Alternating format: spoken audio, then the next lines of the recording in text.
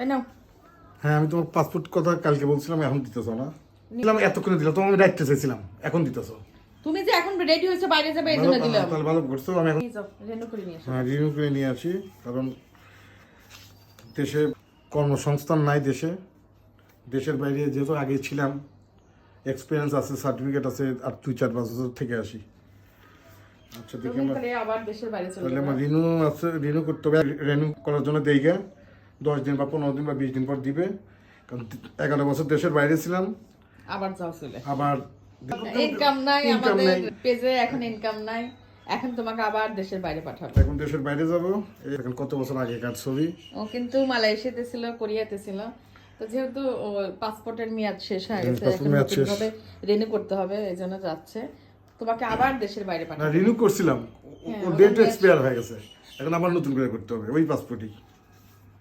কেমন লাগতেছে? কত চলে যেতে হবে কর্মের জন্য। পরিবার থুয়া চলে যাওয়া, তো তখন ব্যাচেলার ছিলাম তখনকার এক কথা, আর এখন তো বউ বাচ্চা আছে, এখন তো কষ্ট তার 3 গুণ বাড়বে। কিন্তু উপায় নাই তো, কিন্তু উপায় নেই, কর্মসংস্থান কেউ দেশে তো কর্ম দেয় না না। খেয়ে থাকলে কেউ তো 10টা টাকা দেয় না। না, কথা বলার বেলায় মানুষ আছে। তো কথা বলার বেলা আছে, মানুষ কত কিছু ভাবে যে ভাই এটা করতেছেন, ভাবি এটা করতেছেন, কিন্তু আপনি বিশ্বাস করেন কত বড় বড় আত্মীয় স্বজন আছে, কত বন্ধু বান্ধব আছে, কত কিছু সবার কাছে সাহায্য চাইছি যে আমাকে আমার এই এক্সপিরিয়েন্স আছে, আমাকে এই চাকরিটা দেন, আমার বিদেশের এতগুলো সার্টিফিকেট আছে, আইএসওর সার্টিফিকেট আছে, আমার শিক্ষাগত যোগ্যতা এই সর্বদিক দিয়ে আমি কোয়ালিফাইড, কিন্তু খায় আচ্ছা দেখবো না মাথায় রাখবো এইসব কথা বলি, আর কেউ খোঁজ নেয় না।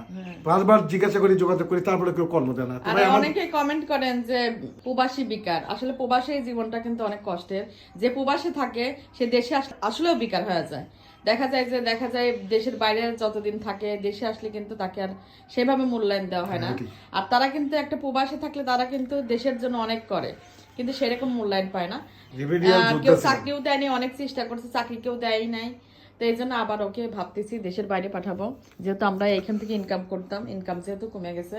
আর অনেকে কমেন্ট করেন যে স্বামী দিয়ে ব্যবসা হাবি জাবি অনেক ধরনের কথা বলেন, কিন্তু আসলে কর্ম না থাকলে যে জীবনটা কত কঠিন হয় যার নাই সেই বোঝে। আর এই ধরনের কমেন্ট করেন না, আর কারণ আমি অনেকজনের কাছ থেকে চাকরি চাইছি, কেউ চাকরি দেয়নি আমাদেরকে। আমরা এই স্থান বা এই জায়গাটা বেছে নিয়েছি নিজের জীবনের তাগিদে।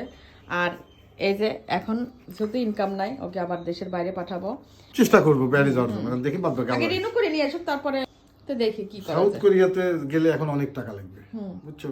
কত টাকা দিয়ে সাউথ কোরিয়া। ও কিন্তু অনেক বছর দেশের বাইরে ছিল, কোরিয়াতে ছিল এবং মালয়েশিয়াতে ছিল। আগে আমরা তো পেজের কাজ শুরু করছি 3 বছর, কেউ পাশে দাঁড়ায়নি। এই জন্য আমরা ভাবছি দেশের বাইরে পাঠাবো।